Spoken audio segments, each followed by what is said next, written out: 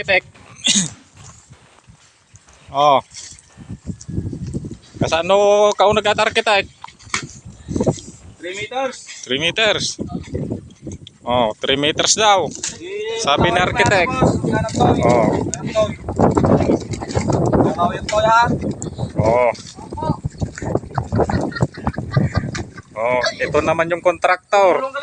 Oh. Ayan. Ito naman yung nasa taga-opisina, big head. Oh. Tapos yung kinabit kong ilaw kanina na mabigat. Oh, yan. Ang laking ilaw, sobrang bigat.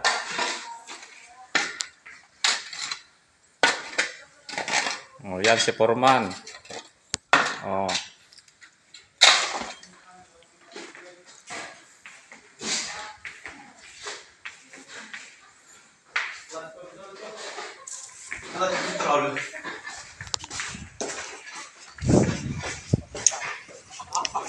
Wala ka nga nakita lang.